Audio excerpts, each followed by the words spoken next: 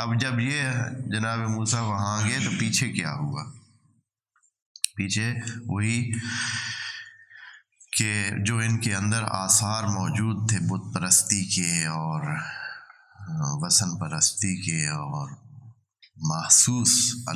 محسوس خدا کو پوجا کرنے کے، وہ پھر جاگ اٹھے، اور سامری جو کہ سامری کا وہ اپنا ایک قصہ ہے، جب آئے گا اس کا نام تو ذکر کریں گے، یہ ایک قسم کا شیطان ان میں موجود تھا، جو کہ پہلے ایک اور طرح کا انسان تھا، پھر بعد میں یہ یہاں آ کے اس نے قبول نہیں کیا، لیکن جناب موسیٰ کی نبوت کو اس نے اس وجہ سے قبول نہیں کیا تھا کہ یہ خود اپنے لیے ایک احساس کرتا تھا کہ خود وہ کوئی چیز ہے اور بہت بڑی چیز ہے، اور جناب موسیٰ کے آنے سے اس کی دکانداری جو ہے وہ، یا اس کی جو بنی ہوئی تھی سرداری، وہ ختم ہو گئی ہے۔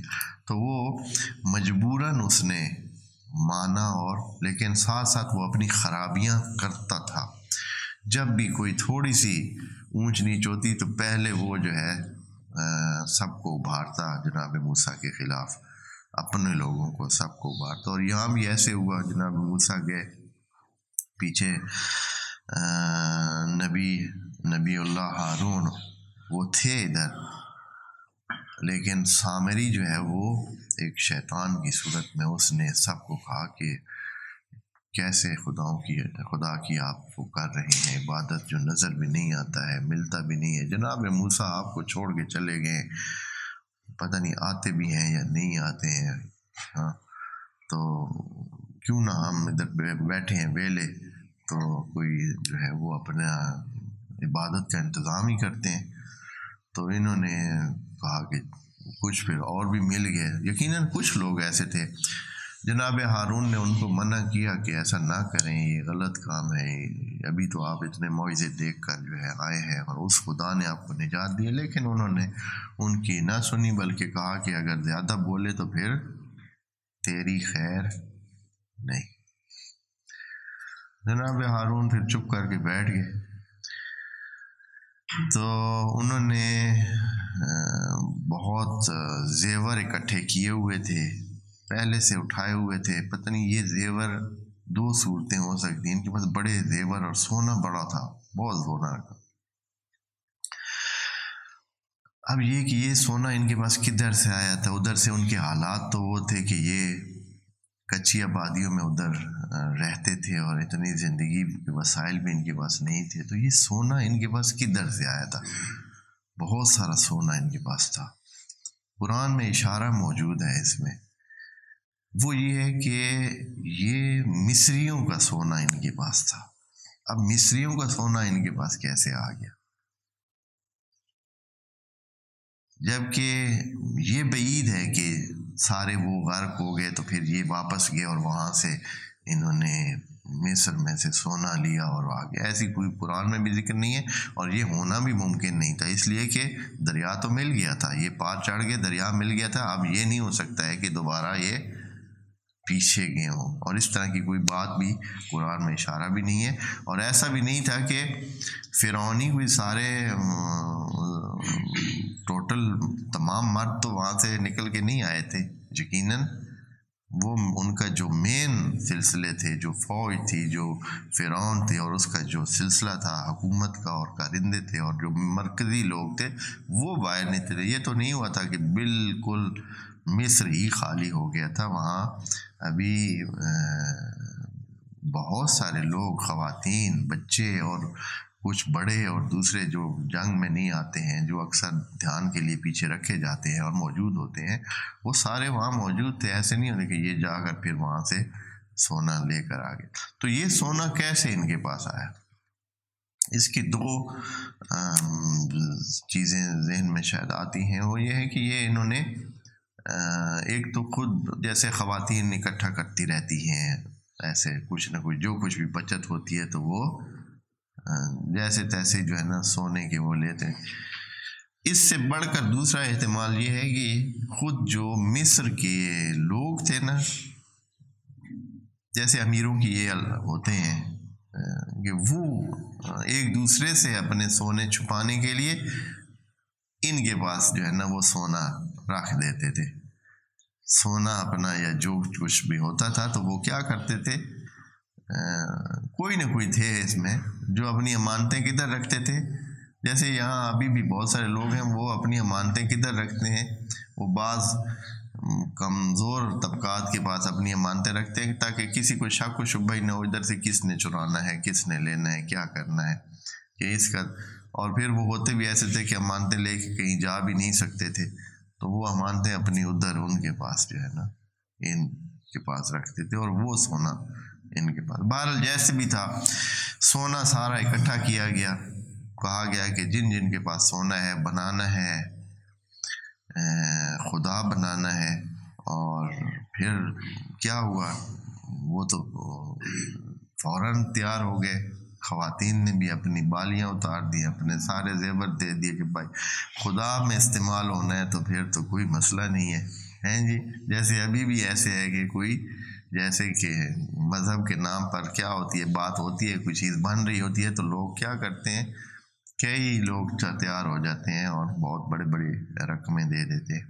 اور خصوصاً خواتین جو ہے وہ اس قسم کے کاموں میں بڑھ چڑھ کر.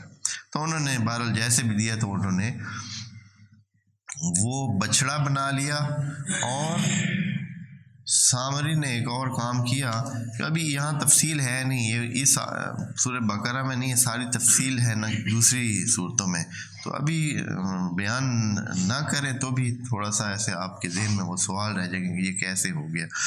تو انہوں نے بچڑا بنایا، ایسے ڈھال کے سونے کو بچڑے کی ایک شکل بنا دی. اور اس میں پھر سامری نے کچھ ایک مٹی اٹھائی ہوئی تھی. وہ مٹی کہاں سے لی تھی؟ یہ بندہ اپنی عبادات اور اپنے اس ریاضتی کاموں کی وجہ سے جو ریاضتیں یہ کرتا تھا، یہ اس کی بصیرت یا اس کی جو نظر تھی یہ دوسرے عام لوگوں سے بڑھ کر تھی. اس سے کچھ ایسی چیزیں بھی نظر آتی تھیں جو سب کو نظر نہیں آتی. تو یہاں آتے ہوئے جب یہ کراس کرنا تھا انہوں نے دریا کو، تو یہ لوگ پہلے یہ نہیں آگے بڑھ رہے تھے. کہتے کہ بھائی ہمیں تو ڈر لگتا ہے، یہ دریا ادھر بھی کھڑا ہے ادھر بھی کھڑا ہے، اندر گئے دریا ٹوٹ ہی نہ جائے، پتہ نہیں کس وجہ سے ادھر ہو. یعنی ابھی بھی معجزہ وہ نہیں مان رہے تھے صحیح. تو یہ ایسا نہ ہو کہ ہم اندر جائیں اور دریا چل پڑے، کوئی آگے دیواریں تھوڑی لگی ہوئی ہیں، پانی ہے جو ایسے ہی کھڑا ہے دیوار کی صورت میں، ادھر بھی تو ہم نہیں جاتے. اور پھر کیا ہوا، پھر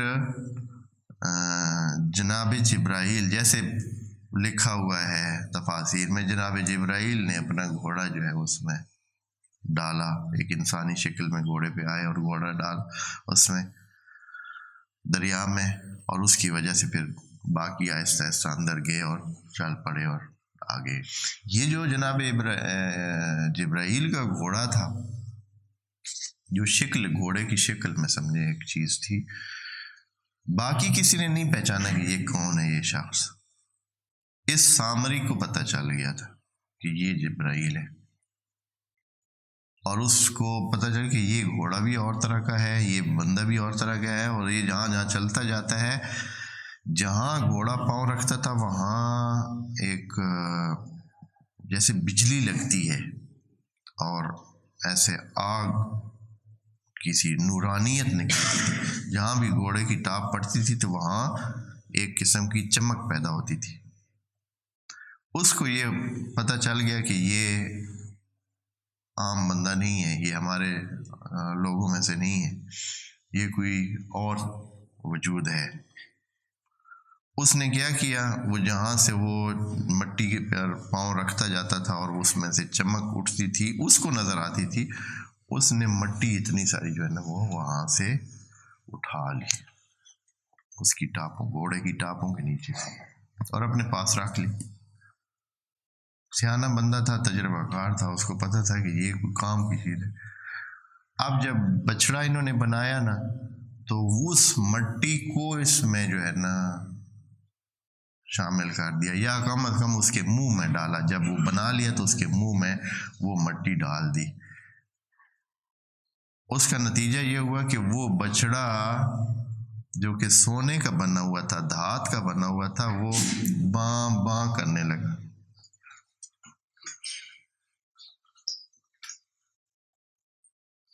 یعنی اس سے آواز آتی تھی.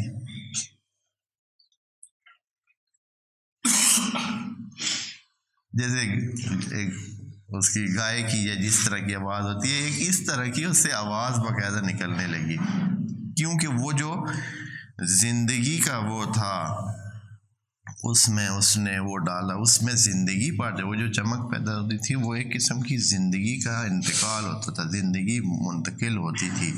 کیونکہ وہ گھوڑا یا جو بھی فرشتہ تھا وہ سراسر سمجھے ایک قسم کے حیات کا مجموعہ ہوتا ہے، ایک طاقت کا مجموعہ، ایک نورانیت کا مجموعہ ہوتا ہے. اور اس کی نورانیت کی وجہ سے جہاں وہ زمین پہ اس کا پاؤں لگتا تھا وہ بھی اس پر بھی نورانیت کا اثر ہو جاتا تھا اور اس میں بھی زندگی پڑ جاتی تھی. تو یہ بھی اس نے پھر وہ مٹی ادھر ڈالی تھی. یہ قرآن میں ذکر ہے. یہ چیز جو ابھی میں نے کہی ہے کہ یہ ہے کہ اس کو پوچھا جناب موسیٰ نے کہ تو نے یہ کیسے کیا. یہ تو حیرانگی کی بات ہے نا، یہ آسان نہیں ہے. ابھی بھی کوئی ایسے خالی لکڑ کے کسی مثلا بت میں کوئی ایسی جان ڈال دے یا اس طرح کا کوئی اس سے کارنامہ انجام دے تو لوگ کیا ہو جائیں گے. ہمارے تو لوگوں کا بس یہ ہے ہو گیا، معجزہ ہو گیا، اب تو کوئی چانس ہی نہیں ہے معجزے سے بچنے کے. ہاں، تو یہ صورتحال جو ہے وہ تھی. بنی اسرائیل جو کچے ایمان والے موجود تھے وہ سارے ہی اس بچڑے کے سامنے جھکے، اور کچھ نہ جھکے یقیناً، کچھ جیسے جناب ہارون تھے اور ان کی جو ٹیم تھی وہ نہ ہے، لیکن کافی ساروں نے. ثم اتخذتم العجل، آیت نمبر 51 میں ہے یہ جو ہم پڑھ رہے ہیں. آپ نے اخذ کر لیا، یعنی یہ خود آپ نے اپنی مرضی سے کیا.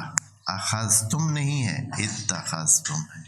اتخذتم یعنی باقاعدہ آپ نے کوشش کر کے، وعلیکم السلام، اخذ کیا یعنی اپنے اوپر اس کو لیا، اپنی کوشش سے لیا.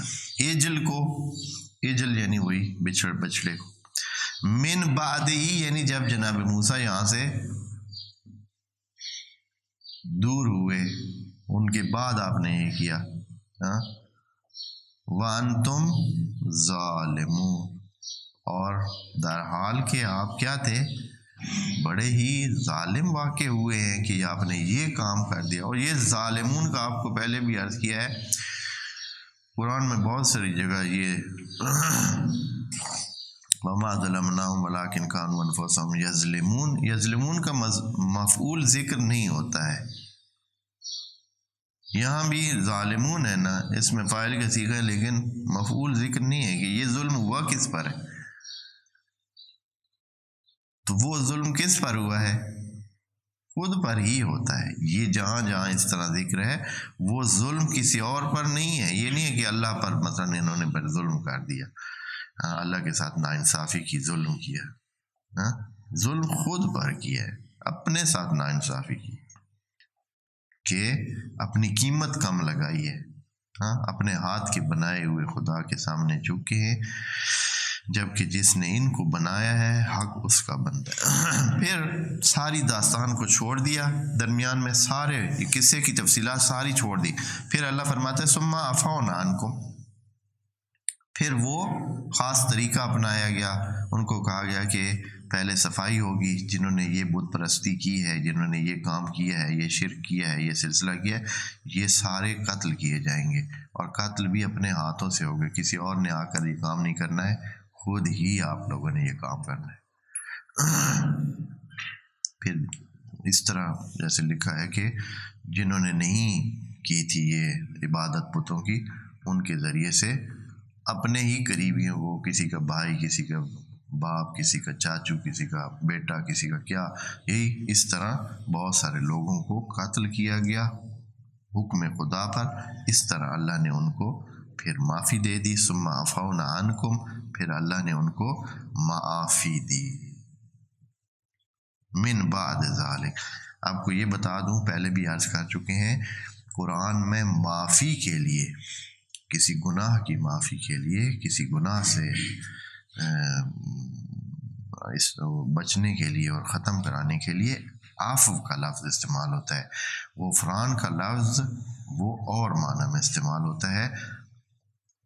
چل سو چل والی کہانی کی طرح استغفار کا سارا معنی ہی اسی پر رکھ دیا گیا ہے، حالانکہ ہے نہیں. استغفار کا معنی وہ اور ہے جو ہم نے کہا ہے کہ کچھ بھی جو منفیات ہیں ان کو ڈھانپنے کا نام غفران ہے، چاہے وہ مادی منفیات ہوں یا معنوی طور پر کوئی کمزوریاں ہوں، گناہ ہوں، تو ان کو ڈھانپنے کا نام ہے غفران. ثم عفونا عنکم من بعد ذالک لعلکم تشکرون. ہمیں امید یہ تھی کہ آپ کیا کریں، شکر کریں اور آپ اس کے بعد بندے بن جائیں. اب اتنا بڑا سلسلہ کرنے کے بعد جی، اور اب تو ایک صرف کہنے سے بڑھ کر ایک آپ کا نقصان بھی ہو چکا ہے. یعنی جب بت پرستی کی اور اتنے بندے قتل کیے گئے، کہتے ہیں کہ 70,000، جب شام کو دیکھا تو 70,000 لوگ جو ہے اس دن قتل کیے تھے. ظہر سے یہ کام شروع ہوا تھا اور رات تک بس قتل ہی قتل تھا. تو اتنے لوگوں کو